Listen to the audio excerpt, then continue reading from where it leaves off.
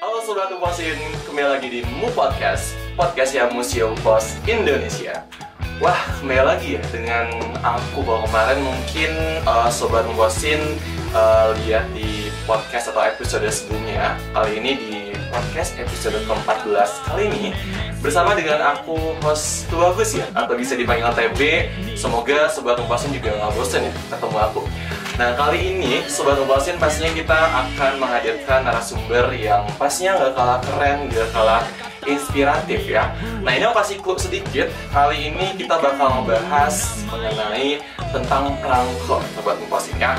Nah, saat ini mungkin Sobat Uposin ataupun generasi sekarang mungkin mengenal perangko tuh sebagai koleksi aja mungkin Sobat Uposin, tapi tidak tahu kan bagaimana proses percetakannya, sejarahnya bagaimana. Jadi tunggu apa lagi Sobat Uposin, kita bakal hadirkan narasumber yang pastinya keren banget. Kita sambut aja langsung Pak Tata Sugiarto selaku Corporate Secretary di Pos. Boleh perkenalkan diri terlebih dahulu Pak? Oke, makasih ya TB. Saya Tata Sugiarta, mengawali karir di Pos Indonesia 24 tahun yang lalu. Saya itu bekerja di bagian filatel. Di bagian filatel itu cukup lama, 8 tahun. Sehingga udah kenyang lah, udah kenyang makan perangko. Jadi saya senang sekali bisa sharing di sini mengenai perangko, karena tidak hanya masyarakat umum, terutama generasi kayak kamu ini yang memang banyak yang nggak tahu soal perangko. Oke. Di podcast kali ini Sobat Uposin, aku bakal temenin atau bakal ngobrol-ngobrol asik. Ini kita bincang asik-asik aja ya, nggak usah kaku-kaku banget gitu ya. Bakal bahas mengenai perangko ya. Kalau misalnya kita bahas perangko, mungkin perangko tuh hadir, kalau kita tarik ke tahun-tahun sebelumnya, mungkin perangko tuh udah hadir cukup lama Sobat Uposin ya, sudah cukup lama banget. Dan pastinya mungkin kalau generasi aku sekarang tuh belum ada ya Pak, mungkin ya 2004 mungkin ada, cuman mungkin kayak apa ya, mungkin pas zaman aku mungkin kayak mulai ini ya Pak, mulai ada gadget gitu juga Pak ya. Nah, mengenai proses munculnya perangko gitu Pak, itu sejarah munculnya perangko itu seperti apa sih Pak? Oke, jangankan kamu, saya aja belum lahir Pak. Jadi perangko itu pertama kali diperkenalkan di Inggris. Di Inggris ya Pak? Itu tahun 1800 berapa Welen? 1840 itu diperkenalkan. Sebenarnya perposan itu sudah dikenal di seluruh dunia sebelum ada perangko. Kayak kalau di Indonesia, kalau kalian masuk ke museum perangko di Cilaki, itu kita bisa ngelihat dari zaman raja-raja itu mereka sudah berkirim surat, tapi belum dikenal perangko. Begitu juga di negara-negara lain. Kalau kita nonton film di Inggris lah, itu kerajaan-kerajaan, itu perangko tuh dikirim pakai merpati, jadi diikat di kaki, ada pesan surat gitu. Dan itu biasanya dilakukan oleh raja-raja. Diikat terus kemudian burungnya suruh terbang terus ke tujuan. Bahkan selain burung juga dikirim melalui kurir, kayak manusia ya, naik kuda. Nah, zaman berubah modern. Nah, suatu saat di tahun 1800-an itu ada kepala kantor namanya Sir Rowland Hill ya. Sir Rowland Hill itu ya pastinya namanya Sir, pasti orang Inggris bukan orang Bandung. Nah, Sir Rowland Hill ini dia punya ide, karena gini, dulu ketika surat menyurat, ya saya kirim ke TB nih ya surat. Nanti si Pak Posnya ke TB nagih, Pak ini ongkosnya 500, ganti dong gitu. Maka si penerima harus membayar. Lama-kelamaan kan surat itu bukan cuma berita yang menyenangkan ya. Ada tagihan. Makanya kadang-kadang di Inggris itu ada suatu masa orang tuh ngakalin. Jadi suratnya di depan amplop itu pakai kode-kode sandi-sandi. Jadi begitu penerimanya menerima surat itu, dia bilang ini bukan surat untuk saya, maka dikembalikan lagi ke kantor. Padahal dia sudah menerima pesannya. Jadi di ujung di mana itu diakalin sehingga pos tuh rugi. Pada saat itu di Inggris tuh rugi. Nah, si Sir Rowland itu berpikir, oh ya, kenapa harus begitu ya? Kenapa harus yang bayar yang harus yang nerima yang harus yang bayar? Harusnya yang ngirim dong yang bayar, karena yang punya kepentingan, banyak kepentingan itu adalah kepentingan pengirim. Akhirnya dia berpikir, akhirnya dia mencoba, pada di perposan itu namanya reformasi pengiriman surat. Maka dia bilang, oke, sejak saat ini yang bayar yang ngirim. Terus orang nanya, terus bagaimana, apa buktinya bahwa surat ini sudah dibayar? Awalnya bukti bahwa surat dibayar itu adalah cap. Makanya kalau dalam bahasa Inggris, stamp itu artinya tidak hanya perangko, tapi cap, stempel, stamp. Nah, kalau kita googling, kalau kita ketikkan stamp, makanya muncul adalah rubber stamp. Padahal yang kita pengen search adalah perangko. Nah, kalau kita pengen cari perangko di Google, maka harus tulisannya postage stamp. Karena stamp itu pada saat itu adalah stamp itu adalah daun cap. Kemudian berkembang. Kalau cuma cap aja kan gampang dipalsukan. Orang bisa setiap orang bikin cap terus lagi. Akhirnya berkembang dari itu. Akhirnya Sir Rowland Hill pada tahun 1840 memperkenalkan yang namanya perangko, atau dalam bahasa Inggrisnya stamp. Stamp, makanya disebutnya postage stamp. Nah, postage stamp ini ya berbentuk kertas, ukuran kecil, bisa ditempel di ujung. Itu adalah sebagai sebagai bukti bahwa surat ini udah ada ongkosnya. Jadi kita Indonesia perangko tahun berapa? 1864. 1946 ya. Era Indonesia. 1800 itu Hindia Belanda. Perangko pertama di Hindia Belanda itu bergambarkan William III. Itu gambar rajanya Belanda, karena pada saat itu kita sedang dijajah oleh Belanda.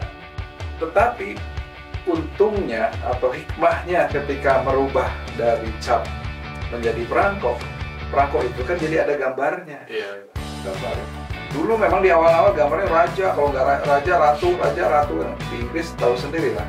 Bahkan kan Elizabeth, terus sebelumnya King Victoria dan sebagainya itu, ya, begitu juga di beberapa negara. Tapi berkembang setelah itu keindahan alam ada gambar gitu. Nah, akhirnya timbul ide, kenapa perangko ini nggak dikoleksi, karena gambarnya keren-keren. Disitulah muncul ya istilah namanya filateli. Filateli itu bahasa dari bahasa bukan bahasa Indonesia jadi F ya, filateli bahasa sononya itu PH LTY tentang bahwa kebebasan gitu ya. Cerita sederhana tentang kenapa kok ada perangko dan sampai sekarang. Nah, pasti ada yang bertanya, sampai sekarang emang masih ada perangko? Masih. Karena kita sebagai operator ya, Pos Indonesia itu sebagai operator itu masih menerima tugas dari pemerintah untuk menerbitkan. Pemerintah siapa yang memberikan tugas? UPU, Universal Postal Union, di bawah PBB masih meminta anggota UPU untuk menerbitkan perangko. Oke, berarti awalnya tuh menggunakan mungkin mengirim surat tuh menggunakan uang ya, Pak ya? Uang apa? Penerima membayar uang, sejumlah uang, lalu ada terjadilah perkembangan, akhirnya muncullah perangko gitu ya, Pak. Sebenarnya sampai sekarang juga masih pakai uang. Oh, masih pakai uang. Cuman buktinya Pak. Di amplop itu ya diserahkanlah perangko bahwa ini udah dibayar. Karena kalau amplopnya belum ada buktinya, Pak Pos juga nggak bingung ya, Pak? Iya.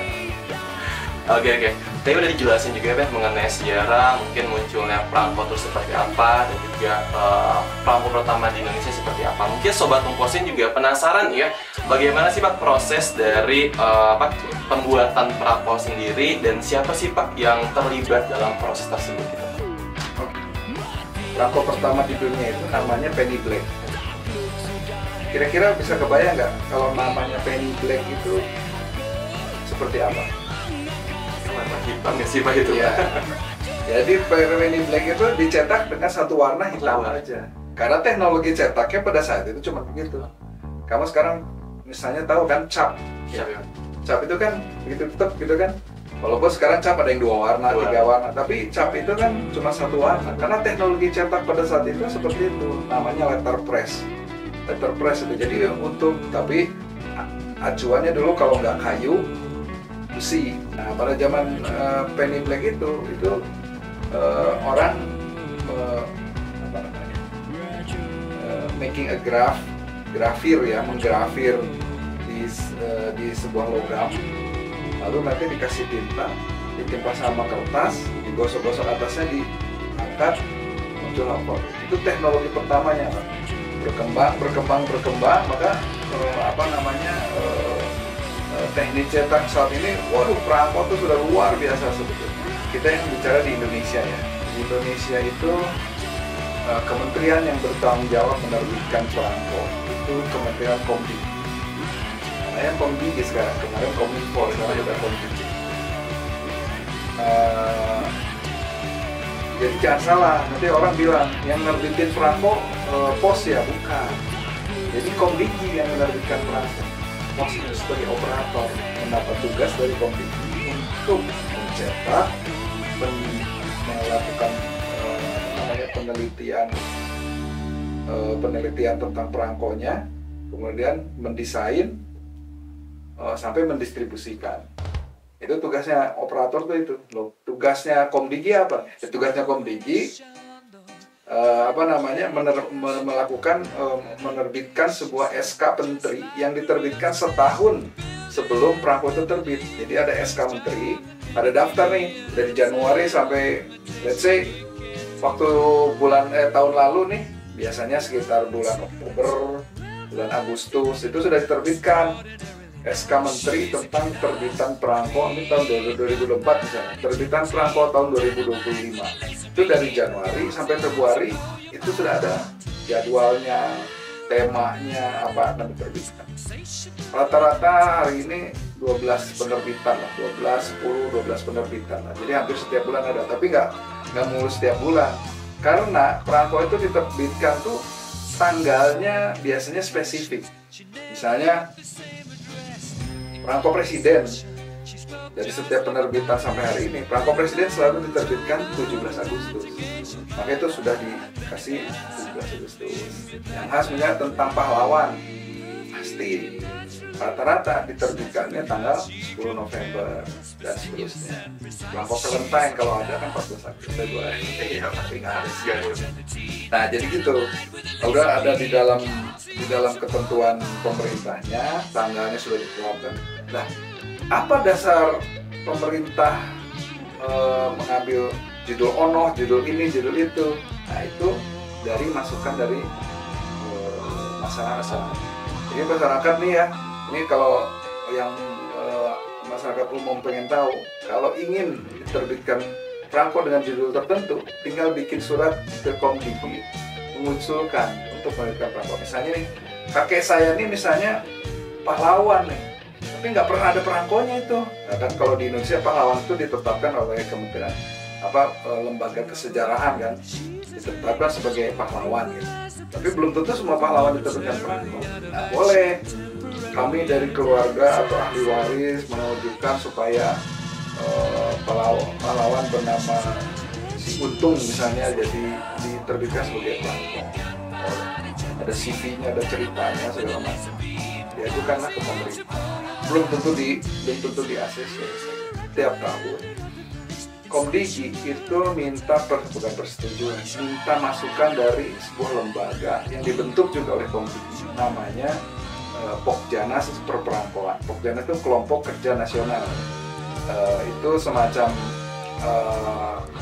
advisory committee. Jadi dewan pertimbangan lah gitu, memberikan masukan. Nah, itu dari masukan masyarakat, termasuk masukan dari kementerian, dari berbagai pihak itu dikumpulkan untuk pengajuan, diseleksi mana yang layak, mana yang tidak. Banyak juga yang misalnya penerbitan perangko seri seri tokoh, misalnya Nike Ardila gitu kan. Iya. Nike Ardila kata orang pernah diterbitkan menjadi perangko, ternyata itu hanya diterbitkan sebagai Prisma. Karena mungkin melalui pertimbangan-pertimbangan tertentu tidak masuk ke dalam itu. Nah, setelah itu diterbitkanlah surat dari Kominfo menugaskan Pos Indonesia. Apain Pos Indonesia? Pasti Pos Indonesia melihat dong poinnya. Misalnya nih, nah lalu kita melakukan semacam riset. Kan enggak sembarang kita menerbitkan. Misalnya seri burung lah ya, seri burung. Burungnya sudah tertentu disebutkan. Burung A ini.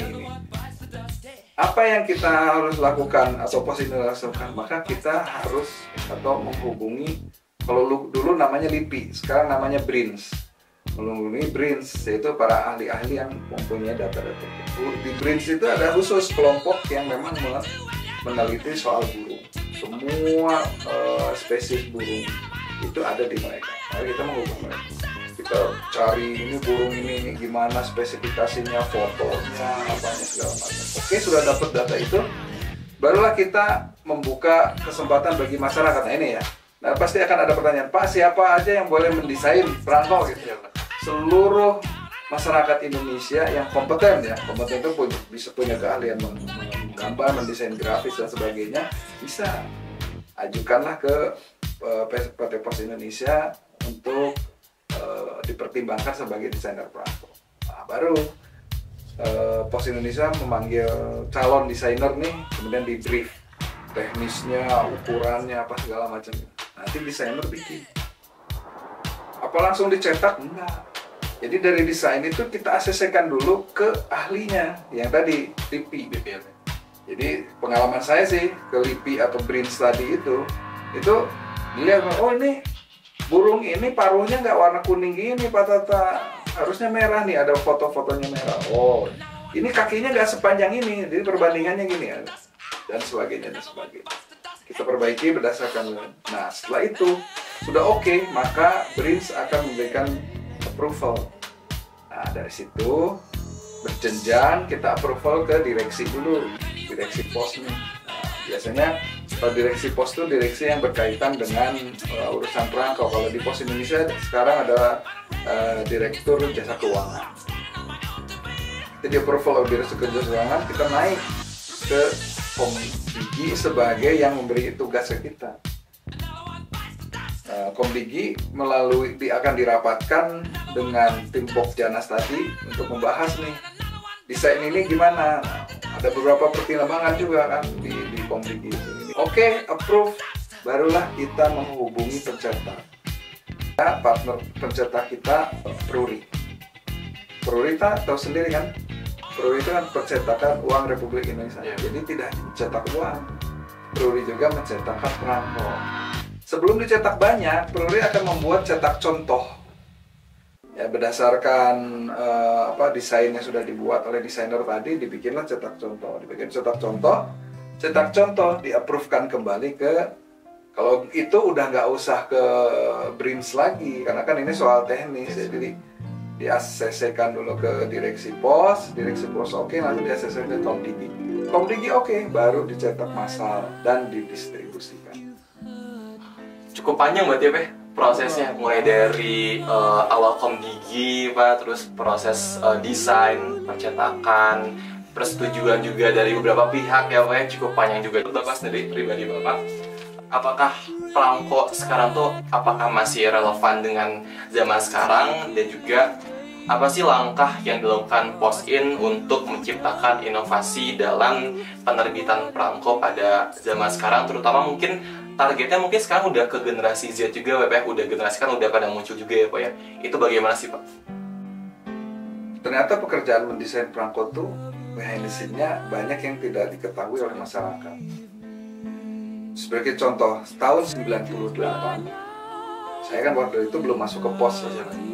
Tapi saya tahu ceritanya karena saya sebetulnya mendesain perangko tuh sudah sejak tahun 90. Di tahun 90 saya sudah mendesain perangko walaupun belum masuk ke pos. Jadi saya masih freelance. Baru tahun 2000 saya akhirnya ditarik masuk ke pos. Jadi tahun 98 itu ada perangko seri reformasi. Jadi begitu terjadi reformasi, itu langsung pemerintah minta diterbitkan perangko reformasi. Dibuatlah desain kan seperti tadi yang saya cerita. Di gambar yang dibikin oleh desain itu digambarkan seadanya. Siswa kan menduduki gedung MPR sampai benar-benar dalam arti menduduki dalam arti yang sebenarnya. Karena mereka naik di atapnya. Nah itu diabadikan oleh desainernya. Diabadikan naik di atap. ACC oleh direksi tadi ya. Jalan. Begitu di ACC oleh Komdigi di Pokjanas itu ada masukan. Jadi ya memang sih kenyataannya seperti itu. Tetapi ini perangko ini akan pergi jalan-jalan ke luar negeri, ke berbagai negara. Ini berdampak buruk terhadap image negara. Akhirnya pada saat itu diputuskan untuk ganti. Nah kalau dilihat perangko seri reformasi itu ada gambar gedung DPR MPR, di bawahnya ada yang lagi demo, cuma di bawah doang. Jadi yang di atasnya di take out. Nah itu lucunya. Kemudian ada juga ini Pak Habibie itu tahun 99 juga ya, seri perangkonya Habibie. Nah, Pak Habibie itu menggantikan Pak Harto kan. Muncullah perangko Presiden Habibie. Sudah mau dicetak itu, sudah mau dicetak. Tahun itu belum ada Photoshop, masih manual lah ya. Jadi sudah mau dicetak, ternyata dari istana menghubungi Pos Indonesia. Tolong foto Pak Habibie yang mau dicetak diganti dulu. Loh, apa? Ada kesalahan. Nah, ini sebenarnya menarik. Apa kesalahan? Jadi gini. Apa namanya? Pose Pak Habibie itu sambil berdiri. Kemudian tangannya begini kan di atas meja kecil kayak gini. Tangannya begini. Itu diganti tangannya katanya. Loh, tangannya harusnya gini masuk ke dalam. Jadi ada di sana tuh ketika memotret pada saat itu ya, nggak tahu sekarang masih berlaku apa nggak, pada saat itu foto wakil presiden posisi tangannya begini. Begitu dia jadi presiden harus berubah jadi begini. Kan nggak mungkin difoto ulang kan. Akhirnya seniman walaupun belum ada Photoshop itu ngakalin bagaimana caranya supaya jempolnya dimasukin ke dalam. Terjadi pada saat saya jadi di Filateli. Dulu ada rencana perangko terbit TNI, saya lupa tahunnya tahun berapa. Perangko seri TNI. Pada saat itu lagi heboh-hebohnya isu tentang pengadaan pesawat Sukhoi. Nah, sekarang Pak Syafri Samsudin itu kalau nggak salah sekarang Menteri Pertahanan. Syafri Samsudin pada saat itu adalah kepala pusat penerangan TNI. Jadi kita kan ACC-nya ke mereka, semuanya sudah oke, data sudah oke, apa segala macam, desain sudah oke. Nah, sampailah pada saat bahwa ini harus di-approve oleh Panglima TNI. Maka kita dengan Komdigi, Kominfo pada saat itu presentasi di depan Panglima TNI. Terus Panglima TNI minta masukan dari petinggi-petinggi. Coba dari TNI Angkatan Darat bagaimana Panglima TNI Angkatan Darat? Oke Pak, bagus Pak. Bagus. Oke, semua sudah bicara ya. Giliran saya yang bicara. Saya putuskan perangko ini dibatalkan. Jadi kita udah capek-capek. Saya sudah tiba-tiba TNI bilang pertimbangan saya. Kita ini lagi sibuk-sibuknya dihebohkan dengan Sukhoi. Kalau ini sampai terbit, apalagi ini ulah TNI ini buat bikin perangko juga. Jadi daripada saya harus nggak bisa tidur lagi untuk menjawab pertanyaan-pertanyaan wartawan, jadi saya putuskan perangko ini tidak jadi juga. Terima kasih. Jadi perangko itu mengalami behind the scene itu banyak sekali cerita-cerita yang lucu-lucu lah gitu, lucu dan menegangkan gitu. Kok ini sekarang bisa biar bisa jadi apa, biar eksis gitu. tetap relevan dan sebagainya itu apa.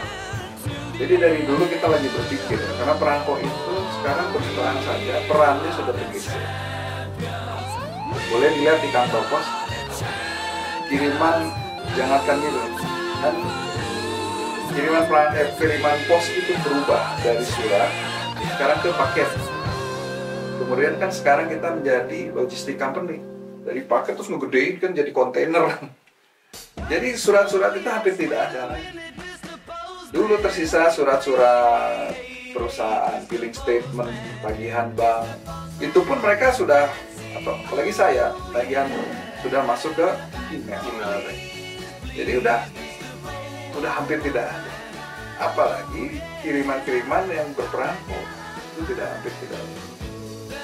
Kalau pertimbangan bisnis, bagusnya Pos Indonesia itu berhenti menerbitkan perangko karena tidak ya secara bisnis udah nggak layak gitu. Karena kita tadi dapat tugas dari pemerintah dan perlu diketahui menerbitkan perangko itu dibantu oleh anggaran pemerintah, dalam hal ini namanya biaya LPU, layanan pos universal. Perangko itu biasanya kan dicetak dengan teknologi. Kalau di Indonesia itu ada beberapa teknologi yang sekarang entah saya masih digunakan atau tidak, pasti teknologi offset ya. Offset itu salah satu teknologi cetak sebetulnya umum, cuman kan gini, yang membedakan perangko dengan cetak kertas biasa apa? Perangko dan yang membedakannya itu karena dia itu adalah bukti pembayaran yang sah dan tidak bisa dipalsukan. Itu pertama harus dicetak. Kenapa harus dicetak di Peruri? Karena Peruri itu jagoannya nyetak barang-barang yang namanya security printing. Security printing itu apa? Misalnya ada warna-warna khusus yang tidak bisa dipalsukan. Bisa ditambah ada hologram, ditambah ada apa.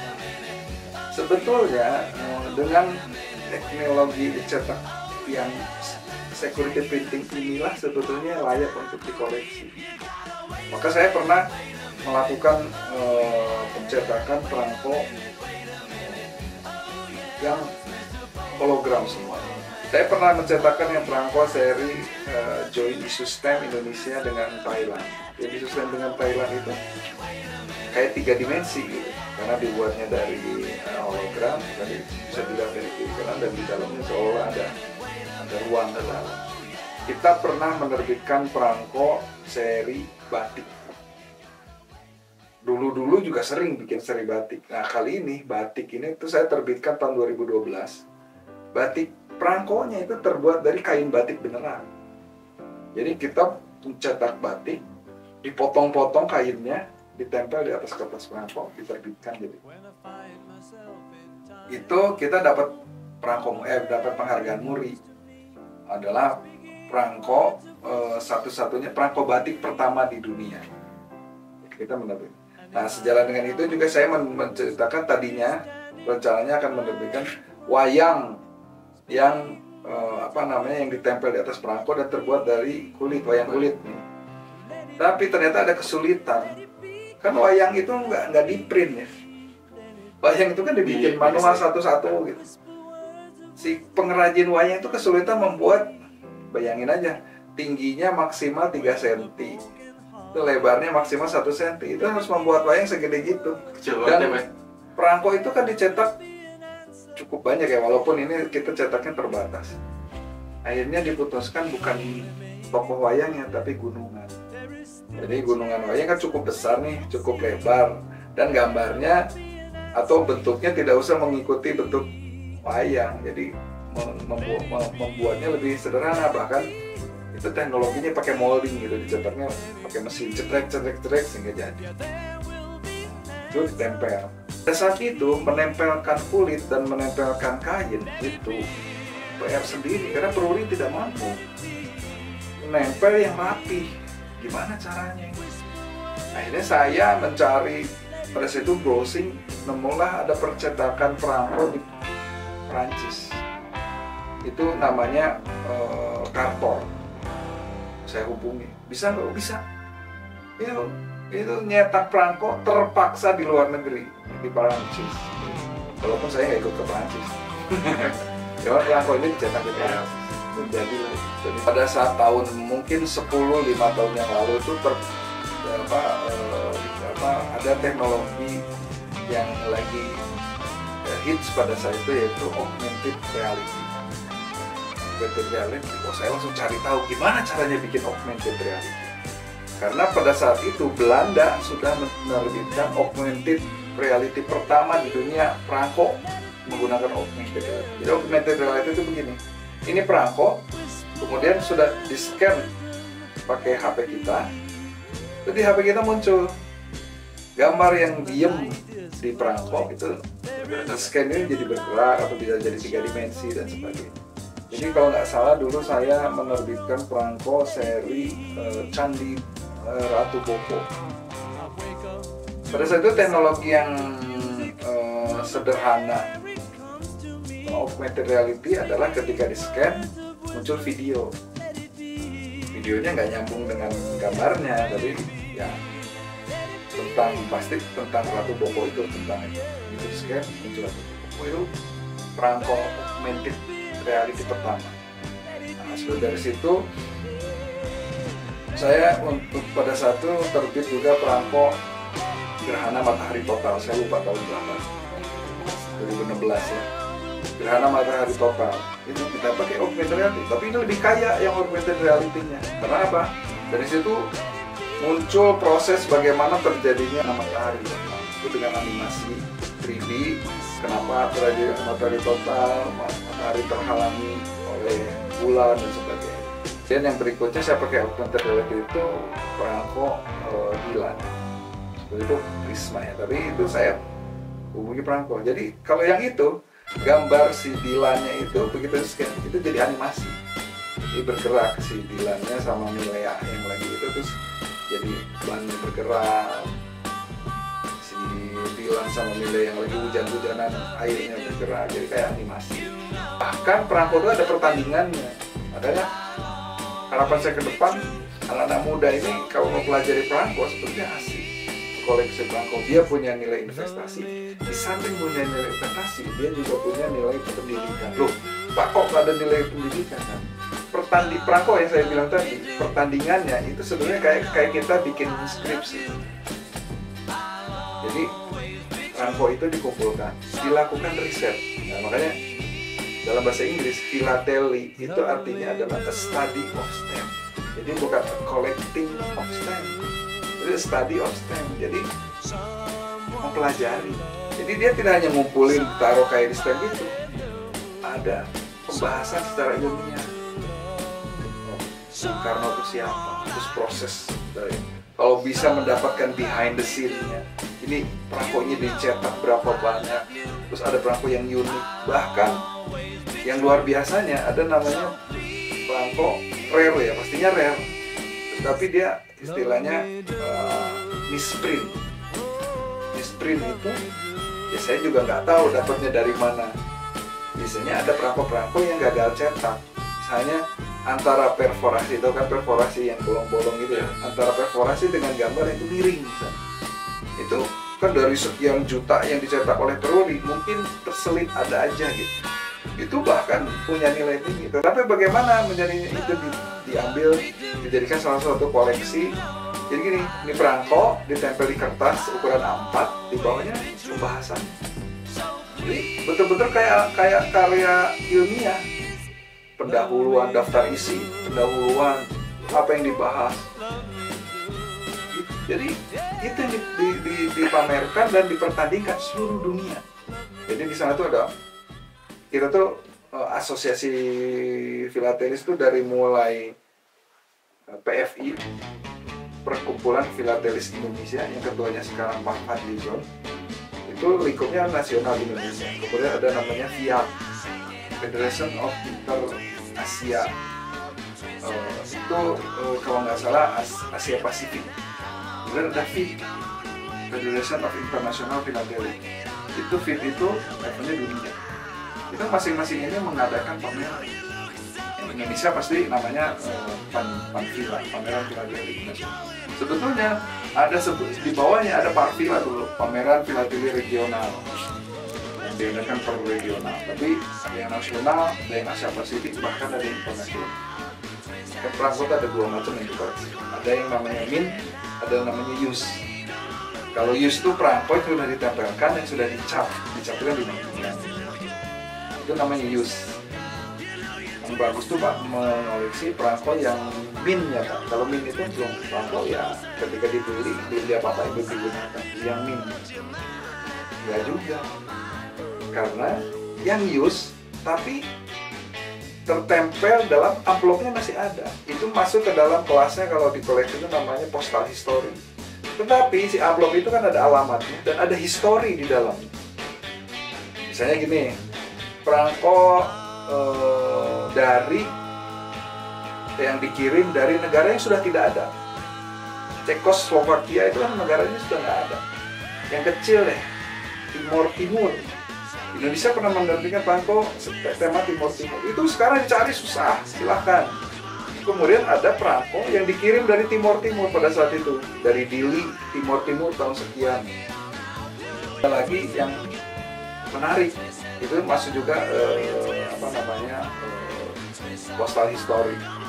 Perangko yang ketika dikirim itu yang menerima cucunya. Karena perangko ini jalan-jalan kemana dulu. Perangko ketika dikirim itu dicap dulu, ada tanggalnya tuh. Misalnya saya tanggal 20 Januari 1970, tiba-tiba sampai di rumah itu entah keselip di mana, kesolap di mana, terus itu dikirimkan ke luar negeri misalnya. Itu tiba-tiba diterima oleh pengirimnya tanggal 20 Januari 2025. Yang menerima cucu, ini kok kiriman buat kakek saya. Jadi itu istilahnya itu ada namanya amplop 3 zaman. Ini apa sih Pak? Kenapa harus mengoleksi perangko? Gitu kan? Apa bedanya mengoleksi kertas yang digunting gitu kan? Atau perangko yang di print gitu? Nah, bedanya karena tadi yang saya bilang dicetak sebagai security printing. Dan dia itu sebetulnya, apa bedanya uang kertas sama perangko? Kan sama-sama dicetak peruri juga gitu. Ini bedanya, kalau uang itu alat bayar, kalau perangko bukti pembayaran. Jadi nggak bisa perangko dijadikan beli ke warung gitu deh. Bu, agak lu permen gitu kan, terus bawa permen itu kasih permen. Apa ini kok bayar pakai permen? Ini kan alat bayar Bu. Salah. Ini bukti pembayaran, tapi itu ada spesifik di belakangnya. Bukti pembayaran apa? Bukti pembayaran ongkos kos. Jadi nggak bisa dipakai untuk bukti pembayaran PLN, nggak bisa dipakai untuk bukti pembayaran yang lain, hanya dipakai untuk bukti pembayaran ongkos. Walaupun di beberapa negara ada yang unik. Di Amerika misalnya ada yang namanya dump stamp. Dump stamp itu kalau di Amerika ada musim-musim tertentu orang boleh berburu bebek. Bebek di sana itu kan terbang. Jadi ada suatu season orang berburu. Nah, itu ada izinnya, satu sertifikatnya, dan ada tiketnya. Tiket berburu dump itu berbentuk perangko. Dan nanti ada bukunya, harus dia tempel. Jadi kalau saya sudah punya lisensi dan sudah bayar tiketnya, lalu boleh dia sudah bebas. Tapi in general di seluruh dunia itu pembayaran kos, kirim pos. Terus tadi ada pertanyaan juga, apa bedanya dengan meterai? Kan bentuknya sama, betul. Perangko sama meterai itu bentuk sama banget. Security printing juga, dicetak petroli juga, kertasnya ya begitu juga, teknologi. Cuman bedanya, kalau meterai itu adalah sebagai bukti pembayaran pajak. Jadi sebenarnya meterai itu adalah bukti pajak. Karena apa? Yang punyanya siapa? Kalau tadi perangko yang punyanya adalah komisi, yang menerbitkan adalah komisi. Kalau meterai yang menerbitkan adalah Dirjen Pajak, Kementerian Keuangan. Sama-sama dititipkan di pos kita distribusikan, kita ikut jual. Supaya nggak confuse nih mana meterai. Oh ini kan meterai, oh ini perangko. Karena itu sekali lagi perlu terutama khusus untuk sahabat Muposin yang di Gen Z atau Gen yang sekarang ini, itu nggak ini kok, keren kok gitu mengoleksi perangko, karena banyak hal-hal yang masih bisa digali ya. Bahkan serunya kita tidak hanya bisa menerbit perangko di Indonesia, ada perangko dari luar negeri. Oke, Sobat Muposin, tadi udah kita ngobrol, bukan podcast, lebih ngobrol asik mungkin ya, ngobrol asik sama Pak Tata. Yang tadi dijelasin mungkin tentang sejarah ya, sejarah mulai perangko dan juga perangko pertama, dan juga proses pembuatan dari perangko, siapa saja terlibat, dan jika Sobat Muposin mendengarkan ataupun memahami, itu banyak banget step by stepnya dari proses pembuatan perangko itu sendiri. Dan pastinya mungkin buat saya sendiri ataupun mungkin Sobat Muposin yang sangkatan sama saya gitu ya, mungkin generasi 2000-an, mungkin yang setelah menonton ini mulai tertarik nih dengan apa itu perangko. Dan tadi dijelasin juga sama Pak Tata kalau misalnya perangko itu salah satu investasi dari 3 investasi dengan nilai tertinggi di dunia, Sobat Muposin ya. Jadi Sobat Muposin, semisal mungkin tertarik dengan perangko, boleh tuh ya dicek-cek aja, atau mau coba mulai invest juga perangko, itu boleh banget ya. Mungkin untuk podcast kali ini mungkin dicukupkan.